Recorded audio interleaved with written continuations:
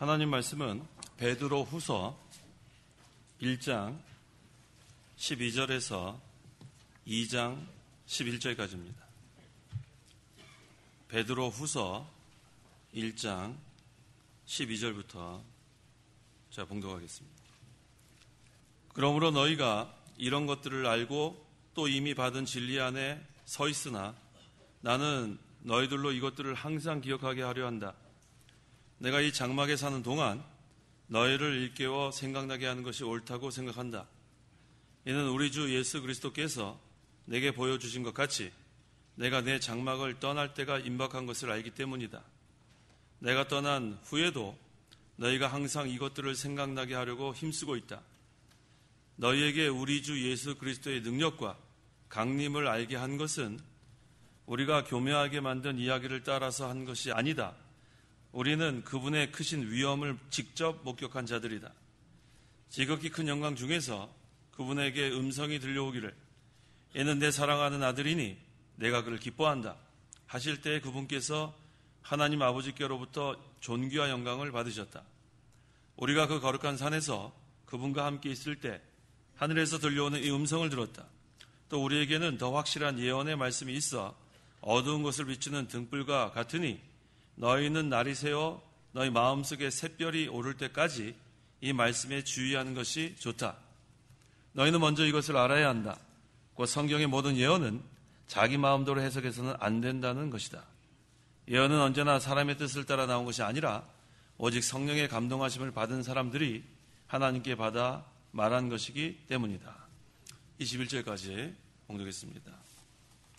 이 시간 증거의 말씀의 제목은 거짓 선지자들과 거짓 선생들을 주의하라. 거짓 선지자들과 거짓 선생들을 주의하라 라는 제목으로 말씀 증거하겠습니다.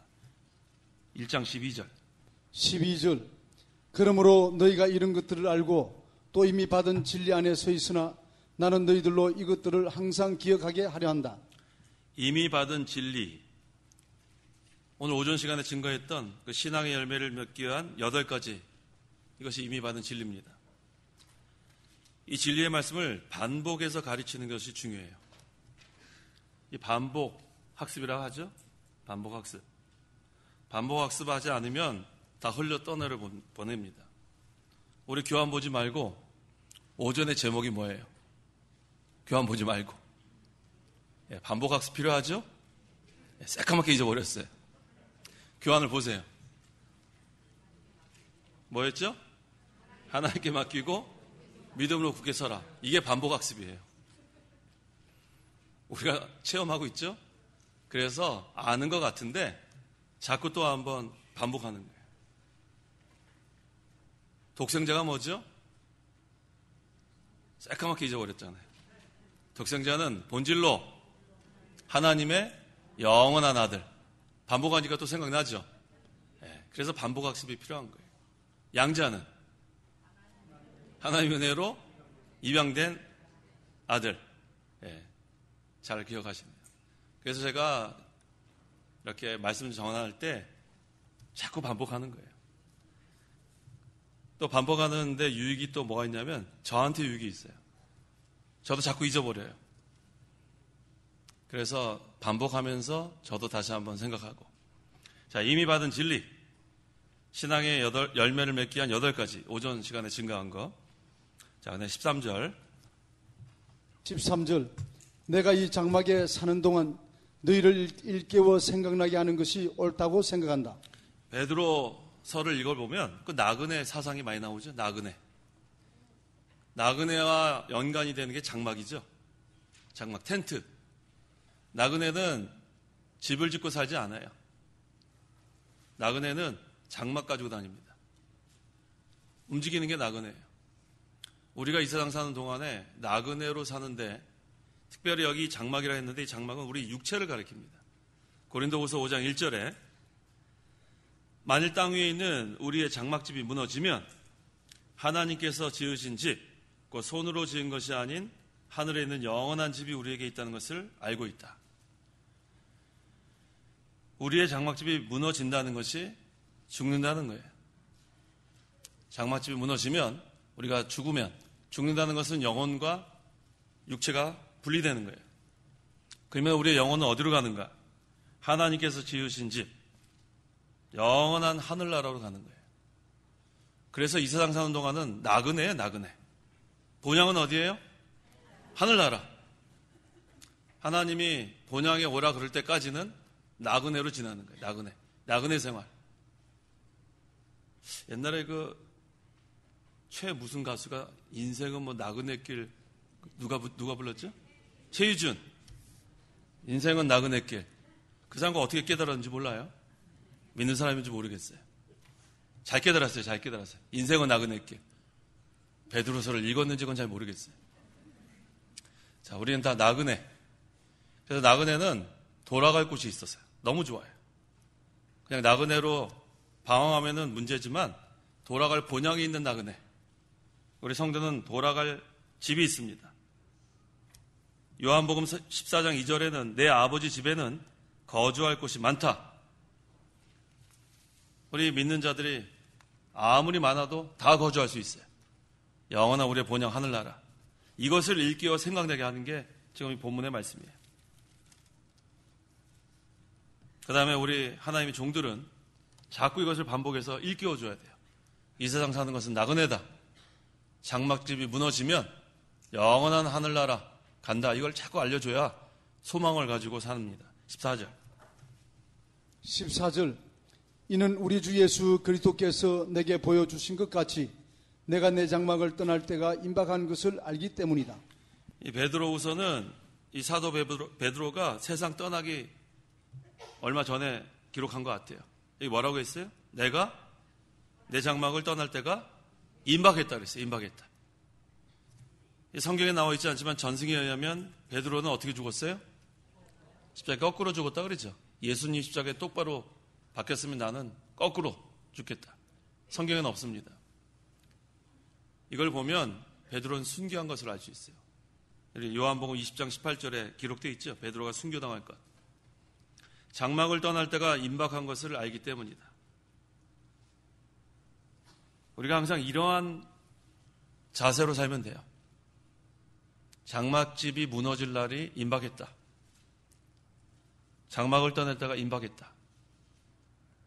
그래서 우리가 주님 오라 하시는 날이 얼마 남지 않았다면 우리가 어떻게 살까? 태평세월을 보낼까? 쾌락을 누리며 살까? 그렇게 살 것 같지 않죠? 준비하겠죠? 준비합니다. 그래서 우리 보통 시한부 이렇게 선고받은 사람들은 준비하더라고요. 제가 봤어요. 3개월 남았습니다. 6개월 남았습니다. 그러면 지난 몇십 년을 돌아보면서 다 정리하는 거 제가 봤어요. 그리고 하늘나라 가는 거 제가 본 적이 있습니다. 사실 우리는 정리하면서 살아야 돼요. 정리하면서. 자꾸 펼쳐놓고 살지 말고. 자꾸 펼쳐놓으면 그거 어떻게 하겠어요? 차곡차곡 정리해야죠. 분리수거. 분리수거 잘 못하죠? 저도 잘 못해요.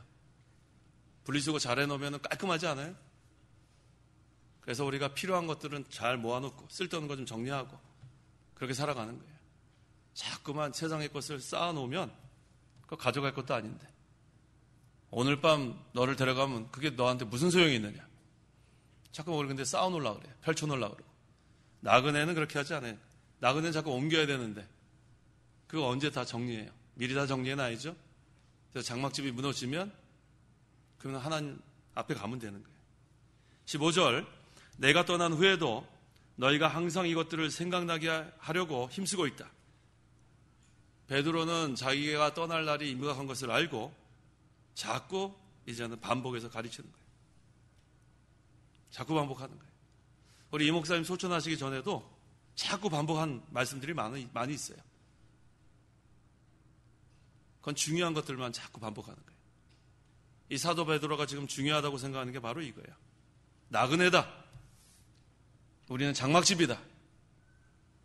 그래서 항상 우리가 본향을 바라보고 하늘나라를 바라보고 소망을 가지고 산소망 가지고 살라는 게 가장 중요한 거예요.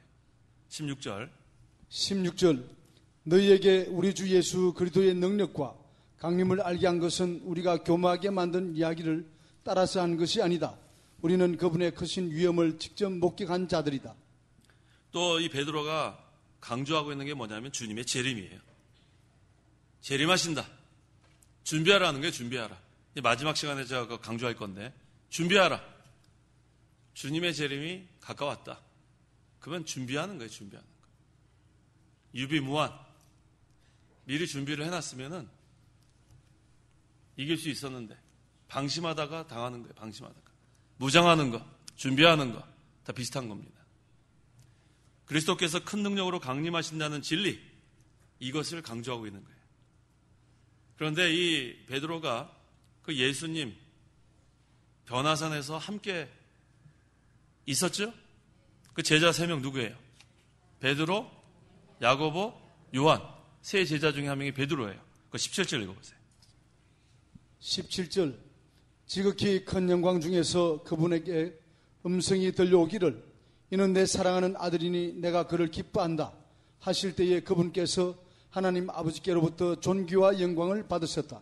베드로가 왜 이렇게 확실하게 증거하냐 하면 하나님의 음성을 들었어요. 또 변화산에서 변화된 모습을 또 보았습니다. 직접 보았고 직접 음성을 들었어요. 여기 마태복음 17장 5절에 증거하고 있죠? 똑같은 내용이에요.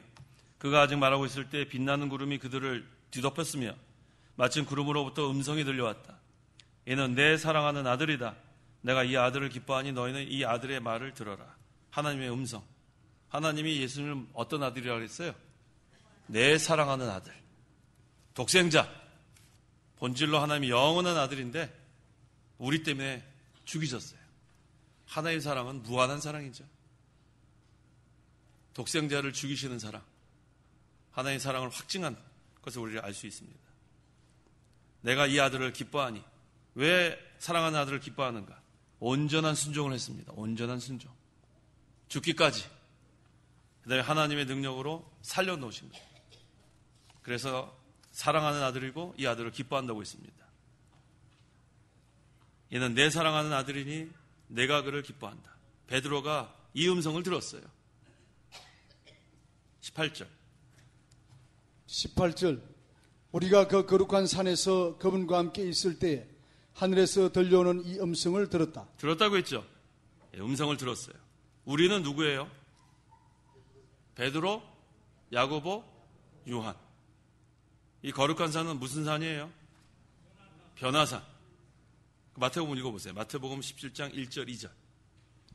1절 6일 후에 예수께서 베드로와 야고보와 그 형제 요한을 데리고 따로 높은 산으로 올라가셨는데 예수께서 그들 앞에서 모습이 변하셔서 그분의 얼굴이 해와 같이 빛나고 그분의 옷이 빛과 같이 희게 되었다. 어떤 산에 올라갔어요? 남산이요?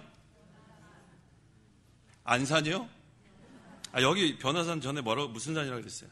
높은 산. 높은 산. 남산보다 더 높은 산. 안산보다 더 높은 산. 높이 올라가야 돼요. 높이. 변화산은 높은 산이에요. 왜 높은 산에 올라갔죠? 기도하기 위해 올라가는 거예요. 기도하기. 산에 올라가서 기도하는 거. 우리 이 목사님 산에 올라가서 기도하라고 여러 번 우리에게 가르쳐 주셨죠. 근데 산에 올라가서 기도하면 기도가 잘 돼요. 우리 지난번에 우리 산에 언제 올라갔죠? 교육자 수양회 때 새벽에 그때 한번 올라갔어요. 몇 번은 막 낑낑거려요. 너무 힘들어가지고. 그 중에 한 사람이 저예요. 숨차더라고요. 운동 부족. 어쨌든 올라갔어요. 숨차도 뭐 쉬었다 올라가고 쉬었다 올라가고. 그래서 올라갔어요. 올라가니까 너무 좋아요. 산에 올라가서 기도하는 게 참 좋습니다. 근데 우리가 이 몸으로 못 올라가면 마음으로라도 올라가야 돼요. 올라가야 돼요. 높은 곳으로 올라가야 돼요. 우리 목사님 그걸 신령한 세계라고 했죠. 신령한 세계. 영적 세계. 높은 곳에 올라가면 밑에 있는 것이 별것 아닌 것처럼 보여요. 우리 성도 여러분 비행기 타고 밖에 내다본 적 있죠? 고층 빌딩이 얼마나 이렇게 보여요? 쪼매네 보여요?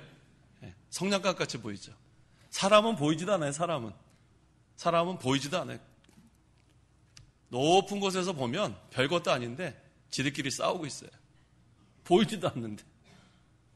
사람이 좀 높은 곳에 올라가면 마음이 좀 넓어지는 것 같아요. 비행기 탈 때마다 이렇게 한번 내다보면은 뭐 보이지도 않는데 뭐 그렇게 자기가 잘났다고.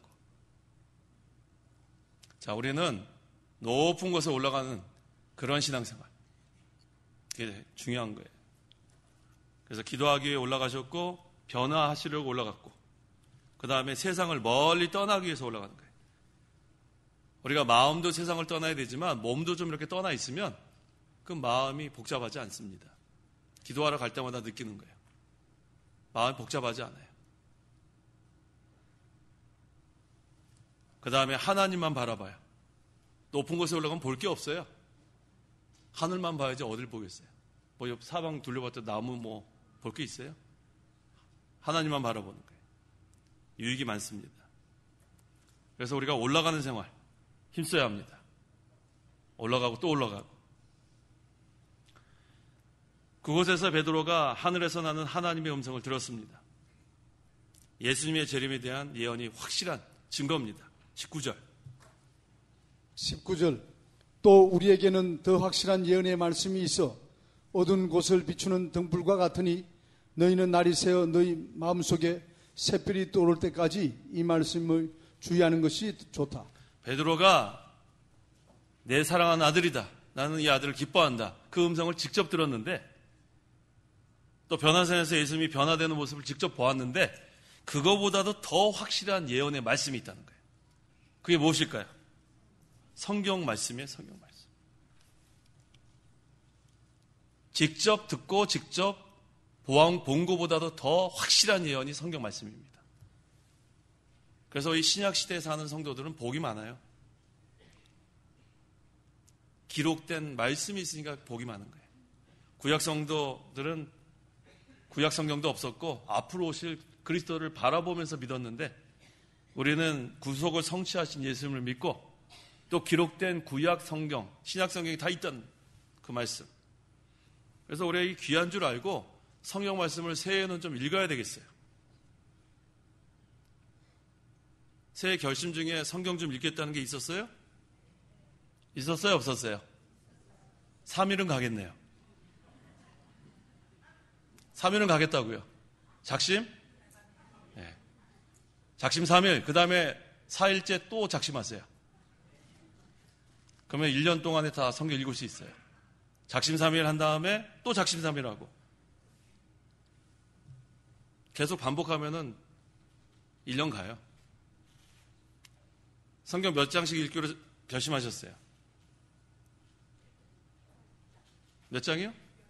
10장 하루에? 아유, 눈도 잘 안 보이시는데. 예. 요새는 이렇게 음성 좋은 사람이 아나운서가 읽어주는 성경도 있어요.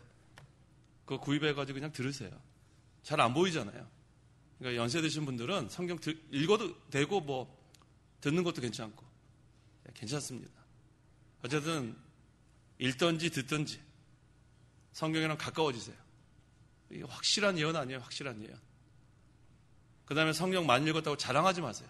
나는 100도겠다. 200도겠다. 그래서 어쩌라고요? 자기 읽었으면 자기한테 유익한 거지 뭘 나는 그거 참 이해를 못하겠어요. 더 안심한 사람이 있어요. 나는 40일 금식 자기 명함에다가 2회. 명함에다 그런 거 왜 써요? 그래 어쩌라고요 그래서. 참 한심하다고요. 한심. 자랑하려고 금식을 했는지 자랑하려고 성경을 읽었는지 자랑하지 마세요. 조용히 읽었으면 자기한테 유익이 있는 거지 뭘 그렇게 자랑을 하려고. 금식 기도했다. 40일 금식 기도했다. 성경 뭐 100도겠다. 좀 알아달라는 거죠. 그때 우리 뭐라고 하냐면 잘했습니다. 한마디 해주세요. 잘했다고 한마디 해주세요. 자, 우리가 자랑하면 안 돼요. 자, 우리에게 더 확실한 예언, 성경 말씀이 있습니다.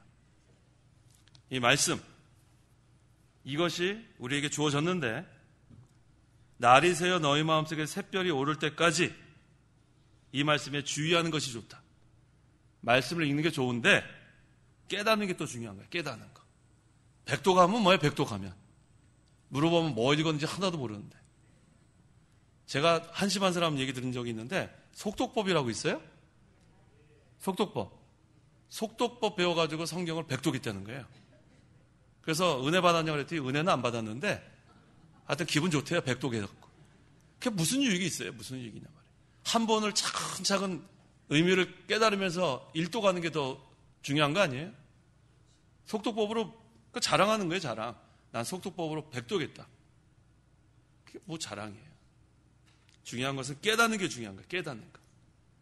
날이 샌다는 것은 어두움이 물러가고 날이 밝아지는 거예요. 영적인 면이 밝아지는 거. 진리에 대해서 확실하게 깨닫는 겁니다. 이게 중요한 거예요. 그래서 날이 새어 마음속에 샛별이 떠오르는 것은 영의 눈이 밝아지는 거예요. 영의 눈이 밝아지는 거. 그 다음에 영혼이 자라나서 밝아지는 거. 예언이 확실해지는 거예요. 예언이 확실해지는 거. 그래서 우리는 이 말씀을 깨닫는 게 참 중요해요. 깨닫는 거. 많이 읽는 것도 중요하지만, 그래서 저는 다독도 중요하지만 10장 좋습니다. 정독해야 돼. 정독. 한 절 한 절 보면서 우리가 이 설교 준비할 때 그래서 설교자는 유익이 많아요. 이 한 절에 대해서 상당히 심혈을 기울여요. 목사님 강의서도 보고 또 개혁주의 신학자들 주석도 보고 기도도 하고 한 절 한 절 잘못 전하면 큰일 나잖아요. 책임이 있잖아요. 그래서 한 절 한 절 그 의미를 생각하면서 또 확인해보고. 그래서 이 설교 정말로 제대로 준비하려면 시간 엄청 걸려요. 근데 요즘은 뭐 그렇게 준비하는 거 제대로 하는지 잘 모르겠어요. 설교자들 들어보면 인터넷 이런 제가 들어보면 그저 뭐 본문은 안 하고 자꾸 다른 얘기를 많이 해요. 세상의 어떤 얘기, 뭐 감동적인 얘기. 그래서 진짜로 성경 말씀 별로 못 듣겠더라고요. 설교는 정말 제대로 하려면 힘이 듭니다. 하나라도 잘못 전하면 책임이 있기 때문에 확인하고 또 확인하고 또 모르면은 또 물어보는 거예요. 저는 참 좋아요. 우리 좀 전에 기도하신 우리 신 목사님, 또 오전에 기도하신 강 목사님, 또 어저께 또 기도하신 또 김 목사님, 우리 개학신학대원대학교 교수들 많잖아요. 구약 보다가 잘 모르면 우리 구약 교수한테 전화해요. 그러면 뭐 금방 답이 나와요. 또 신약도 모르면은 또 전화해요. 어쩔 때는 강의 시간에 전화해. 강의 시간에 어떤 학생이 질문을 하잖아요. 제가 어떻게 다 알아요? 기다려라. 거기서 즉시 전화해요. 그러면 우리 교수님이 제 전화 항상 다 받아주세요. 물어볼 줄 알고. 그럼 거기 대답하면 걸로 또 제가 가르쳐요. 근데 제가 물어보기만 할 것 같아요? 저한테도 전화 자주 와요. 조직신앙 문제 또 나오면은 강의할 때 그러면 저도 제가 또 받은 게 있으니까 즉시 받아요. 그러면 또 아는 거 있으면 가르쳐주고 모르면은 또 모른다 그러면 되고. 아주 편해요. 교수가 왜 편한지 알아요? 알면 가르쳐주고 모르면 모른다 그러면 돼요. 아주 편해요, 교수가. 아는 건 가르쳐주고 모르면 나 모르겠다 그러면 학생들이 그 다음에 저는 어떻게 하냐면 네가 좀 알아와라. 나도 좀 알자. 숙제를 주고 그 다음 주에 알아오게 해요. 그래서 제가 많이 배웠어요, 우리 학생들한테. 그래서 학생들이 처음에는 질문을 많이 하다가 점점 질문을 안 해요. 제가 모르면 알아오라 그러거든요. 자기들도 바쁜데. 그게 질문을 막는 방법입니다. 자, 우리가 항상 이 말씀 깨닫는 거 힘을 써야 돼요. 그러려면 기도해야 돼요, 기도. 성경은 성령의 감동으로 기록됐기 때문에 진리의 영이신 성령께서 깨닫게 해주지 않으면 깨닫지 못해요. 아무리 공부 많이 한다고 깨닫는 게 아니에요. 날이 새어 확실히 깨달은 진리는 변화산에서 직접 보고 직접 들은 것보다 더 확실합니다. 깨달은 이 진리의 말씀이 그렇게 우리에게 귀한 거예요. 20절 너희는 먼저 이것을 알아야 한다. 그 성경의 모든 예언은 자기 마음대로 해석해서는 안 된다는 것이다. 자기 마음대로 해석해서는 안 돼요. 그냥 뭐 산에 기도하러 간다 그래갖고 노트 하나 갖고 와갖고 보면서 그냥 옆에다가 깨달은 대로 막 노트 한 다음에 그걸 그 다음 주에 전하면 안 된다는 거예요. 설교 그렇게 하면 큰일 납니다. 그러다 잘못된 사람 많죠? 계룡산에 가갖고 계룡산에 들어가가지고 돌을 깨닫고 내온 사람 보면은 여기 보면은 무슨 예언, 사주 뭐 있잖아요. 여기 보니까 대영동에도 있던데. 계룡산 도사. 자기가 깨달은 거 사람들한테 막 얘기하면. 근데 우리 설교자는 더 조심해야 돼요. 자기가 깨닫는 것도 분명히 있어요. 기도하고 이렇게 성경 읽다 보면. 그런데 그걸 그대로 전하면 안 돼요. 검증해야 돼, 스스로. 목사님 강의서도 보고 또 주석도 보고 잘 모르면은 전문 교수한테 전화해서 물어보고 그래 확실하면 그 다음에는 증거하면 되는 거예요. 자기 마음대로 해석해서는 안 된다. 그래서 이 설교자가 잘못 하나 가르치면은 이 교인들 망칩니다. 맹인이 맹인을 이끌 수 있어요. 자기가 잘 모르면은 겸손하게 배워야 돼요. 근데 목사 교만하면은 큰일 납니다. 목사가 어떻게 다 알아요? 3년 공부해가지고. 3년 동안 뭐 공부해서 얼마나 알겠어요? 계속해서 기도하고 연구하지 않으면 도태됩니다. 발전 못해요. 계속 기도하고 연구하고 공부해야 돼요. 그렇지 않으면은 이 설교가 그래서 힘들어요. 강의는 설교보다 더 쉬워요. 왜? 제가 갖고 있는 지식으로 가르치면 되잖아요. 공부한 거 가지고. 근데 설교는 달라요. 설교는 기도하지 않으면 도무지 설 수 없습니다. 지식 전달이 아니기 때문에. 그래서 기도하고 하나님께 매달리는 수밖에 없어요. 21절. 21절. 예언은 언제나 사람의 뜻을 따라 나온 것이 아니라 오직 성령의 감동하심을 받은 사람들이 하나님께 받아 말한 것이기 때문이다. 오직 성령의 감동하심을 받은 사람들이 하나님께 받아 말한 것이기 때문이다. 성경은 하나님 말씀이라는 거예요. 그래서 디모데후서 3장 16절에 모든 성경은 하나님의 영감으로 된 것으로 교훈과 책망과 바르게 함과 의로 교육하기에 유익하니 이는 하나님의 사람으로 온전하게 하며 모든 선한 일을 위하여 준비되게 하는 것이다. 영감, 성령의 감동. 그래서 성경은 우리에게 유익합니다. 자, 2장 1절로 넘어가는데 베드로후서 2장 우리 목사님 거기 보세요. 나눠드리는 거. 2장 장면은 거짓 선지자, 거짓 선지자의 출현, 거짓 선지자에 대한 심판, 거짓 선지자의 형편, 도를 알고 저버리는 자. 자, 2장 1절. 1절. 그러나 백성 가운데 거짓 선지자들이 일어났으니 이와 같이 너희 가운데서도 거짓 선생들이 있을 것이다. 그들은 멸망에 이르게 할 이단을 가만히 끌어들이고 자신을 감추고 사신 주님을 부인하여 임박한 멸망을 스스로 불러들인다. 구약시대에 많은 거짓 선지자들이 있었어요. 그때 이 거짓 선지자들이 뭐라고 하냐면 나도 선지자다. 늙은 선지자가 젊은 선지자 그렇게 얘기했죠. 그래서 죽었죠, 그 젊은 선지자. 미혹당해서. 오늘날도 나도 목사다. 거짓 목사 많이 있어요. 구약시대 거짓 선지자 있었던 것처럼 오늘날도 나도 목사다. 똑같죠? 나도 선지자다. 목사가 안 돼야 되는데 된 사람들 문제가 많죠. 하나님 나라에 큰 손해를 끼치는 거예요. 안 됐으면 좋았을 텐데. 안타까운 일이 많습니다. 우리나라뿐만 아니에요. 미국에도 그래요.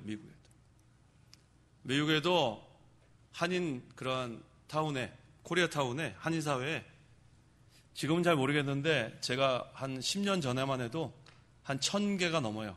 한인 교회가. 어마어마하죠? 1000개가 넘는데 거기에 한인 교회만 얘기하는 거예요. 한인 교회. 가서 뭐 이렇게 일할 게 없어요. 그러니까 에이 목사나 되자. 맞는 표현이에요? 에이 할 것도 없는데 목사나 되자.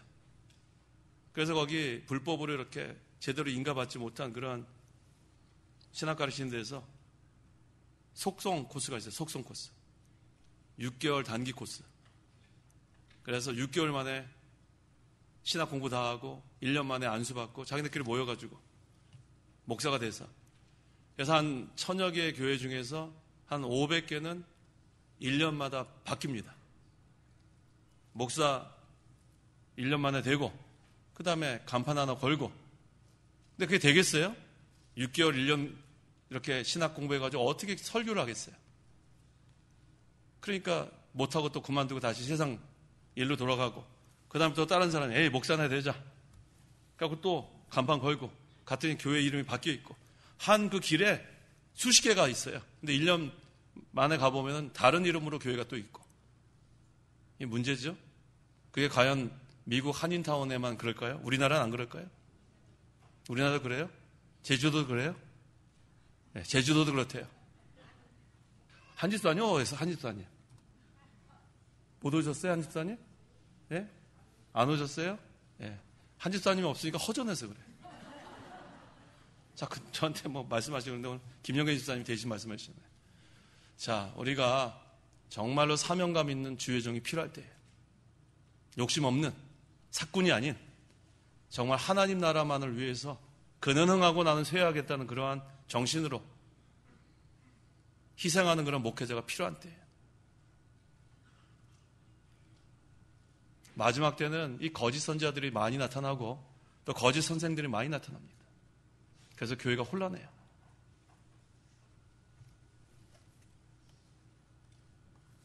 이 거짓 선지자들과 대조적인 사람이 누구냐 하면 베드로후서 1장 21절 성령의 감동하심을 받은 사람들. 베드로후서 1장 21절 21절 예언은 언제나 사람의 뜻을 따라 나오는 것이 아니라 오직 성령의 감동하심을 받은 사람들이 하나님께 이런 사람이 필요한 거예요. 이런 사람. 성령의 감동하심을 받은 사람들. 이런 목사가 필요할 때예요. 성령의 인도를 받는 목사. 그러면은 그 교회는 진리 가운데로 성령이 인도하신다는 거예요. 성령의 감동하심 받으니까. 예, 베드로후서 1장 21절. 성령의 감동하심을 받은 사람들. 왜? 성경은 성령의 감동으로 기록됐기 때문에. 그래서 우리가 이 성령의 인도를 받아서 진리를 깨닫는 게 중요합니다. 그래서 이 거짓 선지자 또 거짓 선생의 문제예요. 거짓 선생. 맹인이 맹인을 이끌면 큰일입니다. 자기가 교리를 잘 모르면은 그냥 모른다 그러면 되는데 그거를 그냥 이 책 저책 봐가지고 스스로 모순에 빠지는 거짓 선생도 있어요. 교리 모르면은 안 가르쳐야 돼요. 잘 자신 없으면. 이 책 저책 보다가 그냥 스스로의 모순에 빠져가지고 그런 사람 책도 쓰면 안 돼요. 책 함부로 쓰면 안 됩니다. 그거 어떻게 하려고 그래요? 그 다음 2단. 이 2단은 중대한 기본 교리를 부인하는 게 2단이에요. 그리고 또 복습 한번 해야죠. 근본주의 5대 교리. 새까매요? 자, 복습해야죠. 근본주의 5대 교리. 첫째, 동정녀 탄생. 둘째, 성경의 모호성. 셋째, 그리스도의 대속의 죽음. 넷째, 그리스도의 육체적 부활. 다섯 번째, 예수님의 가시적 재림. 눈으로 볼 수 있도록 재림하신다는 것. 근본주의 5대 교리. 다시 한번 합시다. 첫째 뭐예요? 동정녀 탄생. 예수님은 우리와 같이 태어나시면 원죄가 있게 되면 구원자가 안 되죠. 그래서 동정녀 말이야. 그래서 동정녀 탄생. 둘째, 성경의 모호성. 성경에는 오리가 없다. 이 4번 얘기하는 게 아니라 원본 얘기하는 게 원본. 원본에는 오리가 없다. 셋째, 예수님의 대속의 죽음. 우리를 대신해서 죽으셨다. 네 번째, 육체적 부활. 영으로만 부활한 게 아니라 육체가 부활한 거예요. 변화된 몸. 다섯 번째, 가시적 재림. 우리 눈으로 직접 볼 수 있도록 오신다. 그래서 이 근본주의 5대 교리가 왜 중요하냐면 이 자유주의가 일어났을 때 이 자유주의와 전투적으로 대항했던 사람들이 초기 근본주의자들이에요. 그래서 이 근본주의 5대 교리가 중요합니다. 그런데 오늘날 근본주의는 쇠퇴했어요. 왜 근본주의가 쇠퇴했는가? 이렇게 좋은 교리를 초창기에 만들어 놓고 분리주의가 되기 때문에 쇠퇴한 거예요. 분리주의. 우리만 맞다. 우리 진리. 제가 지난번에 얘기했죠. 우리 진리라는 거 없다 그랬죠. 진리면 진리지 무슨 우리 진리가 있어요. 우리 진리. 그러면 쇠퇴하는 거예요.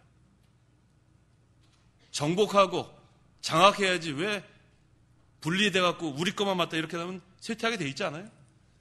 그래서 우리는 근본주의 아니에요. 지금은. 개혁주의예요. 개혁주의. 창세기 1장 28절 28절 하나님께서 그들에게 복을 주시며 말씀하시기를 생육하고 번성하며 그 다음에 땅에 충만하고 그것을 정복하여라. 이게 개혁주의예요. 개혁주의. 충만하고 생육하고 번성하고 정복하여라. 이게 개혁주의예요. 분리주의가 되면 안 돼요. 정복해야지. 땅을 차지해야지. 왜 우리 진리 우리만 맞다. 다른 사람 비판이 나오고 그러면 발전 못해요. 그래서 근본주의가 오늘날 쇠퇴한 거예요. 지금 근본주의 학교 뭐 어디 있어요 지금? 밥존스 하나 남은 것 같아요. 밥존스. 분리주의 되면 안 돼요. 우리 거, 우리 진리. 그렇게 하면 안 됩니다. 생육하고 번성하고 정복하고 다스리고 하나님 그렇게 하라고 그랬죠. 언제? 그럼 그냥 수도원에 들어가는 게 좋아요. 수도원. 저기 어디 삼각산이나 가서 수도원 지어놓고 우리끼리만 살자는 거 우리끼리. 그렇게 되면 안 돼요. 세상을 정복해야지. 빛을 발해야지. 그래서 개혁주의가 맞는 거예요. 그래서 우리 개혁신학대학원대학교는 근본주의 학교가 아니고 개혁주의 학교예요. 개혁주의 학교. 개혁주의, 그 다음에 칼빈주의, 그 다음에 복음주의, 그 다음에 보수주의. 중요한 의미가 다 있습니다. 초기 근본주의 5대교는 아주 중요한 교리인데 오늘날 근본주의는 쇠퇴한 거예요.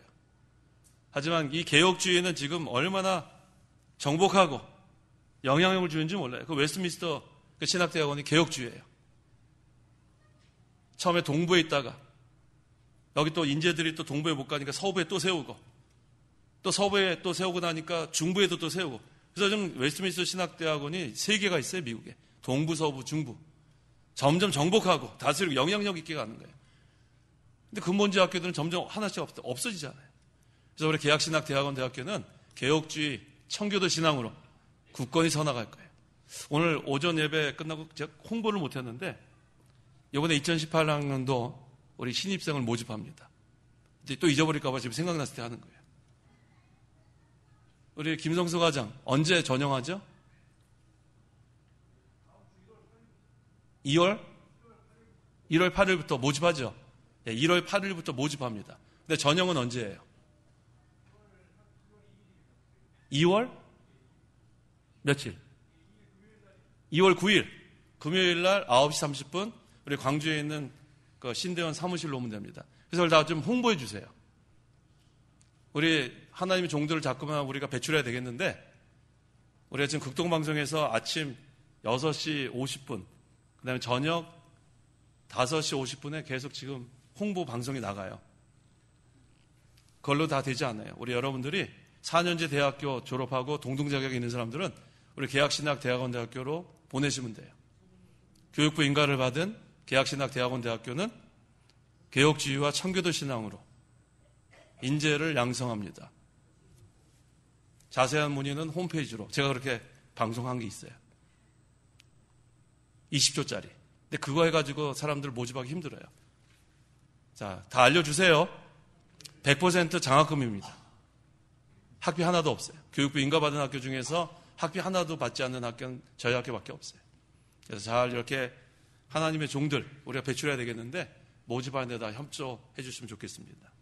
2절 많은 이들이 그들의 방탕을 따를 것이니 그들 때문에 진리의 도가 모독을 받게 될 것이다. 이단자들의 특성이 뭐냐면 방탕이에요. 방탕. 음란방탕. 이단 교주들 보면 그런 거 자꾸 나오죠. 음란방탕. 그래서 이단자들이나 타락한 신자들 다 방탕으로 이렇게 하나님 앞에 잘못합니다. 그래서 우리 제도를 믿는 사람들은 진리의 도인데 이게 모독을 받는 거예요. 이단자들 때문에. 3절 그들은 탐욕에 빠져 지어낸 말로 너희에게서 이득을 취할 것이니 그들에 대한 심판은 예측부터 지체되지 않았고 그들의 멸망은 잠자고 있지 않다. 이단의 또 특성은 탐욕이에요. 탐욕. 탐하는 것. 방탕과 탐욕. 이단의 특징입니다. 어느 시대나 이단자들, 거짓 선지자들, 거짓 선생들은 두 가지 있어요. 방탕과 탐욕. 그래서 우리가 이단 조심해야 돼요. 자기네 그 교주가 그 이단 빠진 사람들을 이용해서 이익을 삼는 거예요. 이익. 이 교주들을 얼마나 잘 사는지 몰라요. 거기에 미혹되면은 다 갖다 바치잖아요. 아주 큰일입니다. 그들에 대한 심판은 예적부터 지체되지 않았고 하지만 이단이나 거짓 선지자들, 거짓 선생들은 반드시 심판받는다는 거예요. 4절 하나님께서 죄지은 천사들을 용서하지 않으시고 지옥에 던져 어둠의 사슬에 묶어 심판대까지 있게 하셨다. 하나님께서 이 천사, 범죄한 천사가 누구죠? 마귀예요. 마귀. 이 마귀를 어둠에 가뒀다고 했는데 이 마귀, 이 마귀에 대한 게 어디 잘 나왔냐면 유다서에 잘 나와 있어요. 유다서 1장 6절. 유다서는 한 장밖에 없어요. 유다서 몇 장이냐 물어보지 마세요. 6절. 유다서 1장 6절. 자기의 처음 지위를 지키지 않고 자기 처소를 떠난 천사들을 큰 날의 심판 때까지 영원한 결박으로 어둠 속에 가두셨다. 원래 마귀는 천사입니다. 마귀는 천사인데 문제는 여기 뭐라고 했어요? 자기의 처음주의를 지키지 않고 자기 처소를 떠났어요. 여기 나왔죠? 떠났다고. 이게 문제예요. 교만해서 하나님과 같이 되려고 자기 지위를 떠나고 처소를 떠난 게 마귀가 된 거예요. 쫓겨났어요. 오늘날 우리도 교만하면 쫓겨납니다. 교만하면. 자기 지위를 잘 지켜야 돼요. 맡겨진 사명.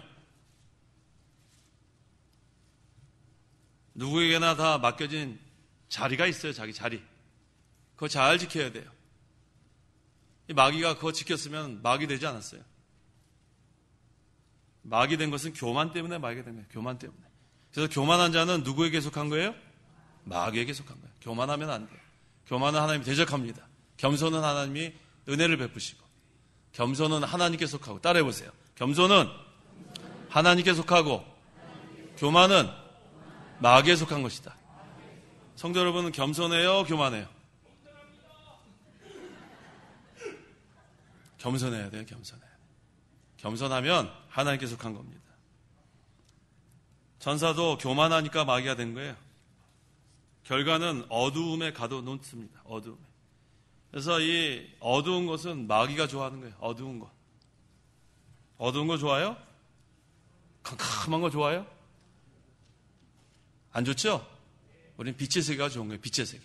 빛 가운데로 걸어가라. 빛 가운데로 걸어가면 죄 짓기 힘들죠? 빛 가운데로 걸어가면 죄 짓지 않죠. 어두워지면 죄 짓는 거예요. 어두워지면.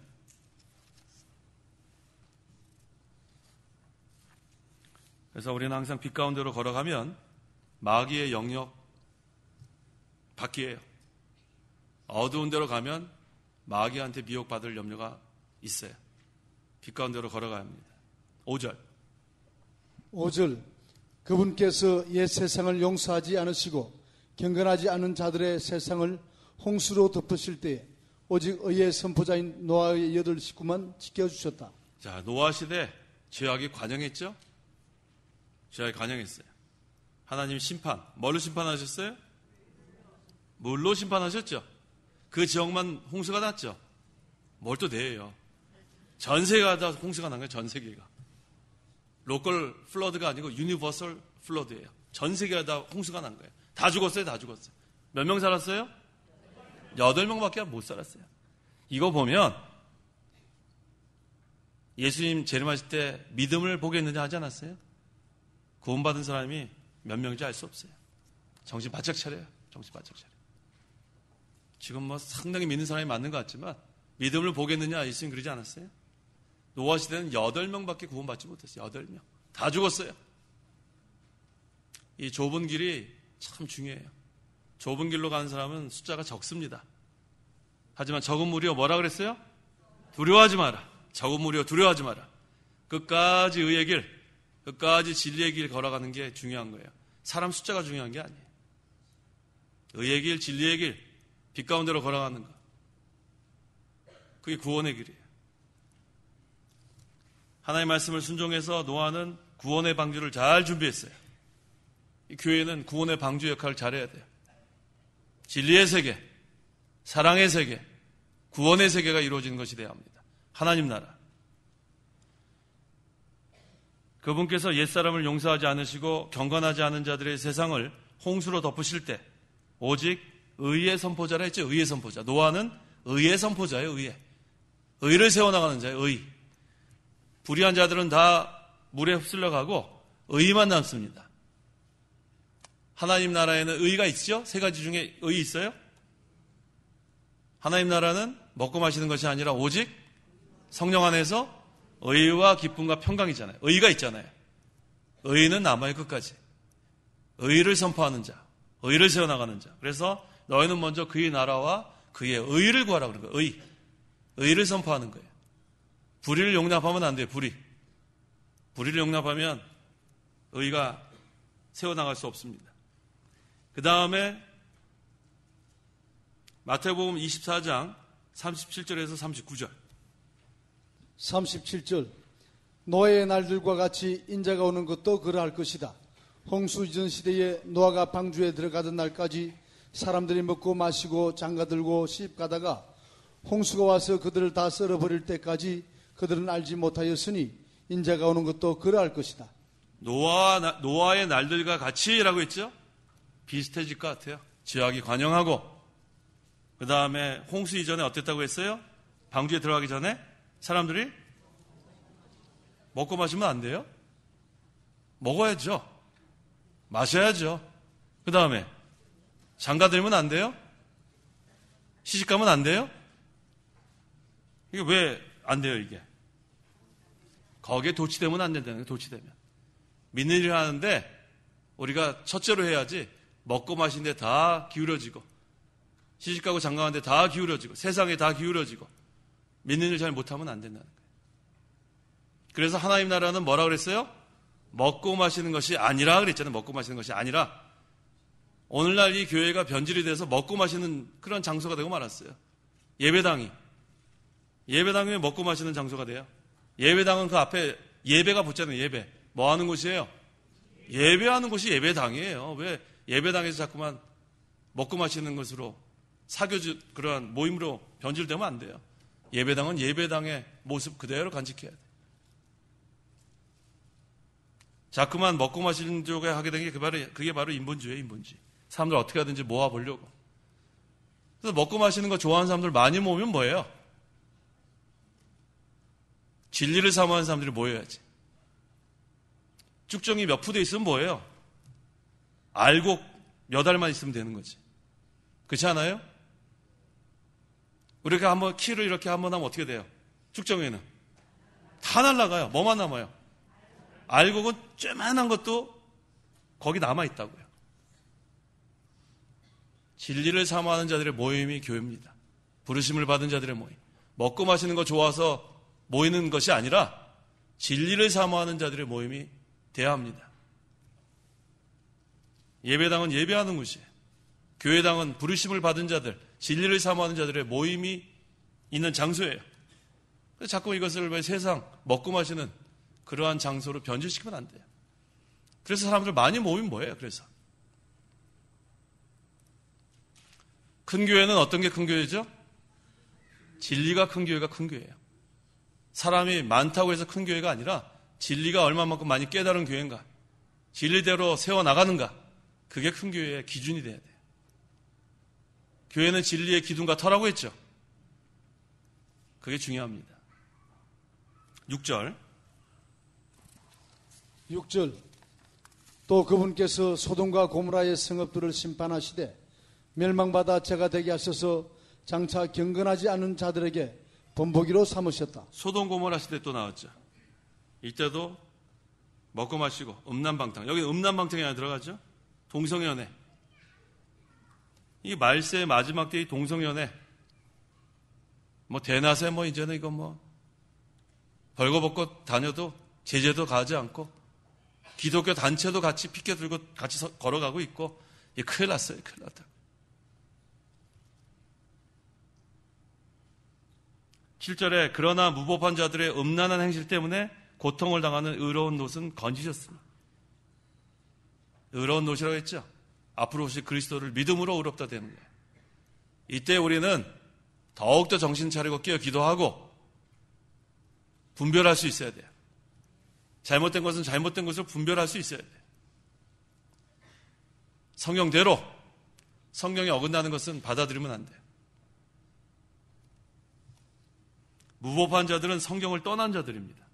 성경을 떠나니까 무법한 자들이에요. 하지만 의로운 롯이라고 했는데, 의로운 롯은 누구의 신앙을 본받았을 것 같아요?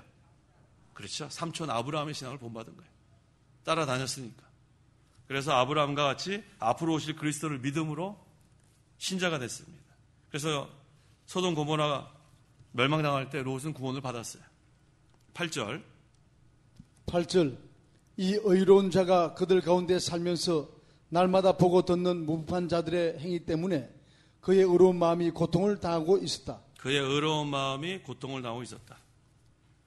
이렇게 동성연애자들 벌거벗고 이렇게 대낮에 다닌 거 보면서 아이고 신기하다. 막 가서 이렇게 기웃기웃 하는 거. 그거 마땅치 않아요. 고통을 당해야 돼. 마음의 고통. 하나님 큰일 났습니다. 이거 어떻게 하면 좋겠습니까? 저 무법한 자들. 소돔 고모라가 저 동성연애 음란방탕 때문에 하늘에서 유황불이 떨어져서 멸망당했는데 하나님 큰일 났습니다. 기도해야 되죠. 기도.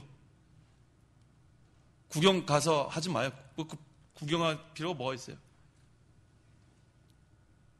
여기 뭐라 그랬어요? 롯의 마음이 고통을 당했다고 했어요. 고통을 당했다.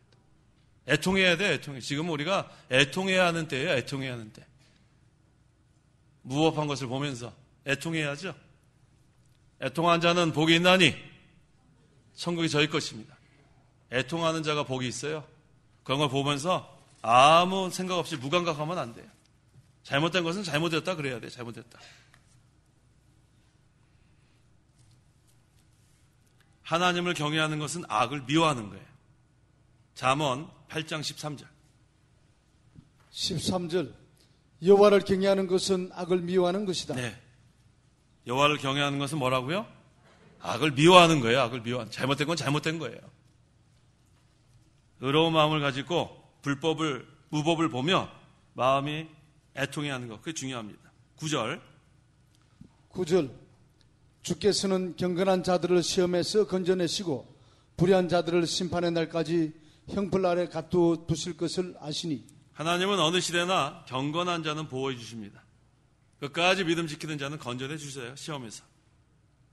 사드락 메삭 아벳느고 풀무불에서 건져주시고 다니엘 사자굴에서 건져주시고 불 가운데 있어도 물 가운데 지나갈 때에도 반드시 건져주십니다. 중요한 것은 경건한 자들이에요. 경건한 자. 하나님 앞에서 하나님을 섬기는 자들. 성경 말씀대로 사는 자들. 다 심판받아도 경건한 자는 하나님이 건져주십니다. 10절. 10절. 특별히 육체를 따라 더러운 정욕으로 행하는 자들과 권위를 멸시하는 자들에게 그렇게 하신다. 그들은 대담하고 거만하여 두려움 없이 영광스러운 존재들을 모독한다. 이 무법을 행하는 자들은 대담해요. 벌거벗고 다녀도 부끄러움을 몰라요. 수치 그런 거 신경 안 써요. 거짓 선지자들, 거짓 선생들도 수치를 몰라요. 자기 그냥 하고 싶은 거 다 합니다. 정욕대로 다 합니다. 그것은 여기 있는 대로 특별히 육체를 따라 더러운 정욕으로 하는 자들과 권위를 멸시하는 자들. 하나님 무서운 거 몰라요. 우리는 하나님 무서운 거 알죠? 우리는 하나님 무서운 거 아는데 성경을 모르는 사람들은 하나님 무서운 거 몰라요. 뭐라고 대드냐 하면 하나님 있느냐 그래. 하나님 있느냐. 하나님 내 눈에 보여줘라. 그런 사람들 있어요 실제로. 그 뭐라고 대답하면 돼요? 하나님 내 눈에 보여주면 당장 믿겠다. 뭐라고 대답하면 되겠어요? 네? 마음속에 계시다. 또요. 보지 않고 믿는 자가 복이 있다. 또요. 교회 와봐라. 와보라. 또요. 또요. 네? 그냥 있다고 대답해요?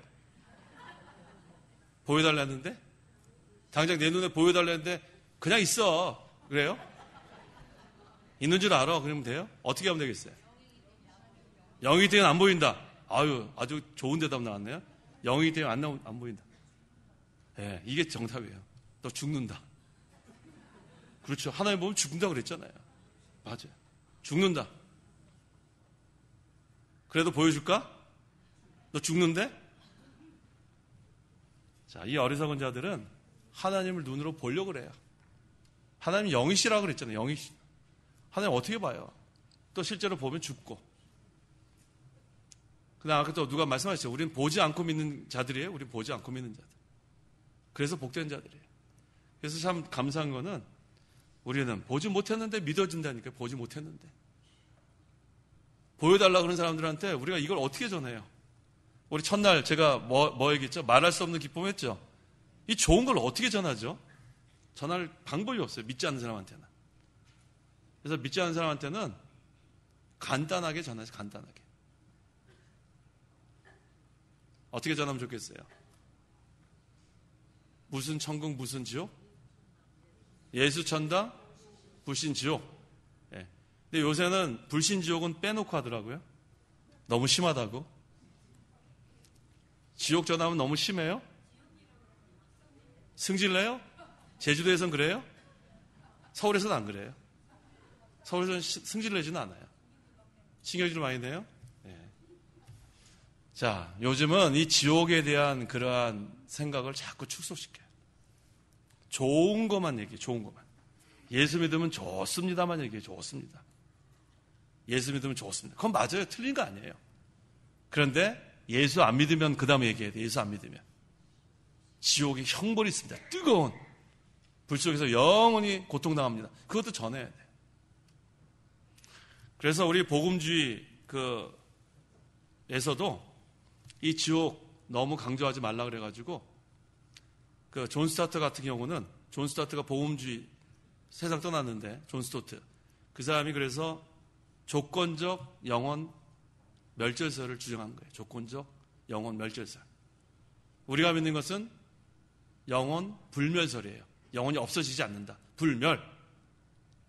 영원 멸절설은 잘못된 거죠. 나중에 영원히 없어진다는 게 영원 멸절설이에요. 그래서 이 존 스타트가 주장하는 것은 컨디셔널 애니힐레이셔니즘. 조건적 영원 멸절설. 이게 무슨 뜻이냐면 이 사람이 복음주의자니까 지옥은 있다 그래요. 지옥은 있다.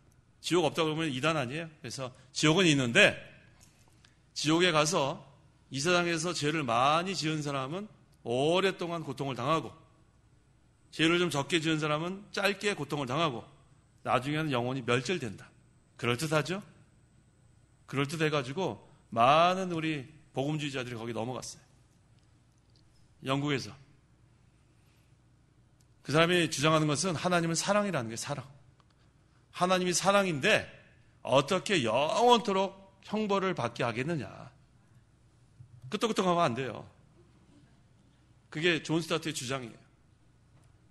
그거는 하나님이 한 면밖에 못 본 거죠. 다른 쪽은 하나님의 공의를 못 봐서 그래요. 공의. 하나님은 공의로 심판하실 때 무섭습니다. 하나님은 사랑과 공의를 풍성하신 하나님이지만 끝까지 예수 믿지 않고 회개하지 않는 자들은 지옥 형벌을 받게 되는 거예요. 그래서 우리가 믿는 것은 뭐예요? 영혼? 불멸설. 영혼은 없어지지 않아요. 신자의 영혼은 영원한 하늘나라 하나님 품에 가서 안식을 누리고 불신자는 지옥에 가서 영원히 고통당하는 거예요. 이것까지 얘기해 줘야 돼요. 예수 천당만 하지 말고 불신 지옥까지 얘기해 줘요. 지옥까지. 얼마나 무서운 거예요? 얼마나 무서운 거예요? 영원하다니까. 그래서 우리가 부자하고 나사로 그것은 비유가 아니에요. 그건 사실입니다. 사실. 실제로 부자는 지옥 갔고 나사로는 천국 간 거예요. 그런데 이 부자는 세상에서 매일 잔치를 열 정도니까 엄청난 부자죠. 맨날 연회를 열고. 그 다음에 나사로는 거기서 먹다가 부스러기 그거나 얻어먹고. 그런데 나사로는 이름이 있죠? 성경에? 생명책에 기록되어 있어요. 나사로는. 부자는 기록되지 않았어요. 지옥 갔으니까. 그런데 이 부자가 얼마나 고통스러우면은 손가락에다가 물을 찍어서 혀를 서늘게 얼마나 고통스러운지 몰래 지옥이. 그건 사실입니다. 비유가 아니고.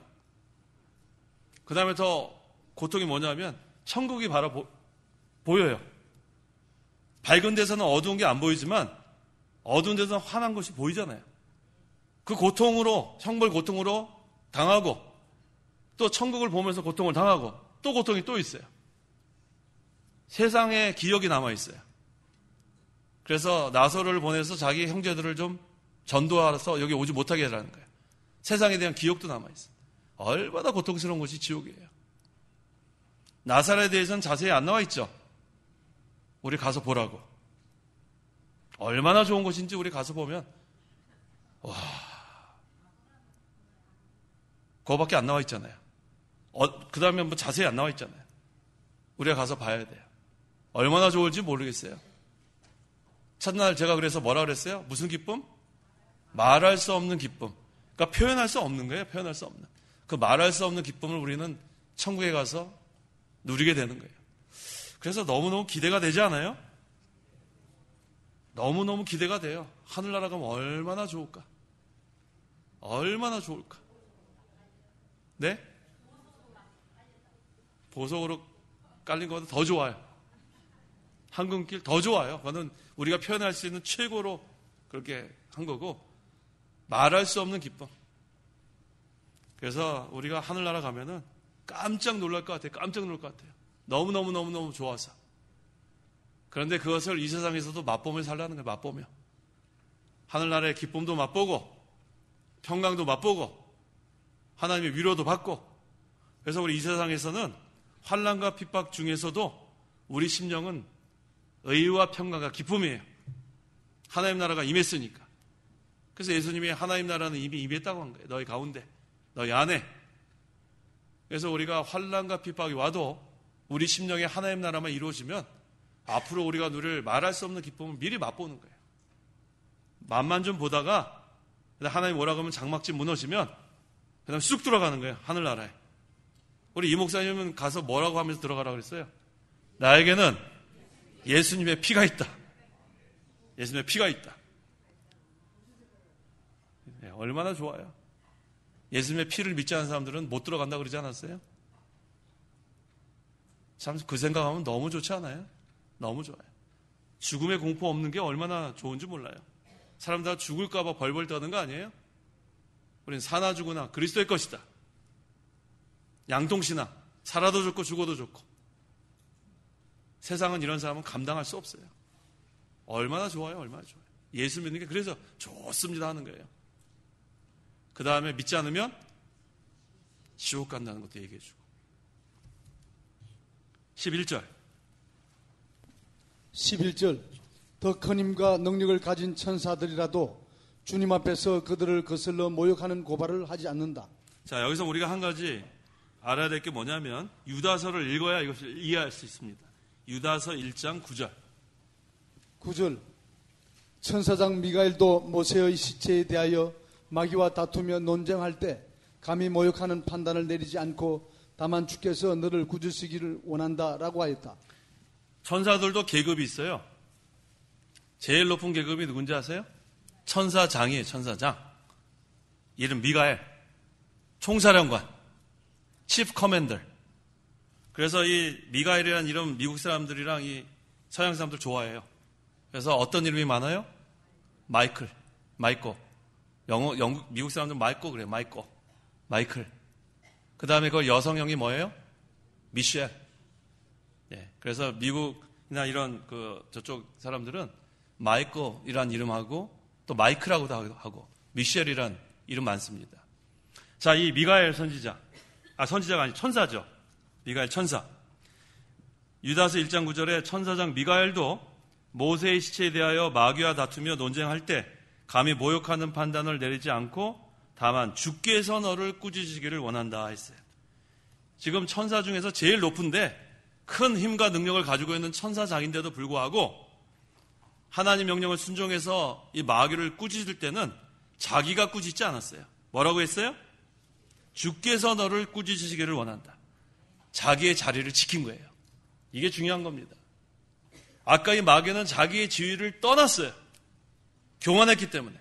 근데 천사장 미가엘은 주께서 꾸짖으시기를 원한다. 종의 위치를 딱 지킨 거예요. 그러면 되는 거예요. 이게 오늘 결론이에요. 교만하면 안 돼요. 교만하면 거짓 선지자 되고 거짓 선생 됩니다. 교만하면 마귀에 속한다고. 분명히 그랬죠? 겸손하면 하나님께 속하는 거예요. 이 미가엘 천사장 봐도 알 수 있죠? 자기의 의무만 다하고 책임만 다하고 그다음 모든 영광은 하나님께 돌리는 거예요. 모든 영광. 주여 영광 받아 주시옵소서.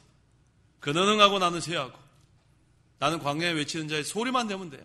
메시지만 전하고 없어지고 나는 십자가 뒤에 숨고 십자가만 자랑하고 그러면은 하나님께 속한 자가 되는 거예요. 자꾸 자기를 자랑하면 안 돼요. 자기 알아달라고 그러면 안 돼요. 난 무익한 종입니다. 주여 불쌍히 여겨 주시옵소서. 전 죄인 중에 괴수입니다. 사도 가운데 가장 작은 자입니다. 나는 날마다 죽는다. 사도 바울. 베드로도 얼마나 회개 많이 했는지 몰라요. 예수님 3번 부인하고 통곡을 했어요. 나중에 전승에 보면 거꾸로 매달려 순교할 정도니까 얼마나 회개 많이 했어요. 우리라고 별거 없어요. 자기 자리를 잘 지켜야 돼요. 종의 자리. 주인이 시키는 대로만 하면 돼요. 주인이 시키는 대로. 주인이 다 책임져 줍니다. 주인만 기쁘게 하면 돼요. 하나님만 기쁘게 하면 그 다음에는 다 책임져 주시는 거예요. 모든 영광은 하나님께. 우리는 심부름만 잘하면 됩니다. 기도하시기 바랍니다. 기도하겠습니다. 하나님 아버지 감사합니다. 우리에게 구원을 선물로 주시고 믿음을 선물로 주셔서 이제는 우리가 구원을 받았고 또 이제는 구원을 이루어가는 특권을 주심을 감사합니다. 우리에게 귀한 종을 만나게 해주셔서 수십 년 동안 귀한 진리를 배우게 하시고 이제는 또 그것을 계승해서 또 사경에도 열어주시고 또 이번에 이렇게 하나님께서 많은 분들을 보내주셔서 진리를 사모하는 자들이 모여서 하나님께 예배하게 하신 것 너무 감사합니다. 이제 남은 2시간도 하나님께서 함께 하셔서 귀한 진리의 말씀 많이 깨닫게 해주시고 우리가 이 말씀을 붙들고 기도하고 순종함으로 하나님께 주시는 은혜와 평강이 더욱 많을 수 있도록 국률 베풀어 주시옵소서. 어느 시대나 거짓 선지자와 거짓 선생들이 많이 나오고 이단이 나온다고 했는데 우리가 잘 분별해서 진리의 말씀을 잘 우리가 깨닫게 주시옵소서. 그래서 흔들리지 아니하고 견고해서 끝까지 하나님의 진리를 잘 세워나갈 수 있도록 저희들을 붙들고 사용하여 주시옵소서. 예수님의 이름으로 기도하옵나이다. 아멘. 주기 너무나하고 오후 예배 마치겠습니다.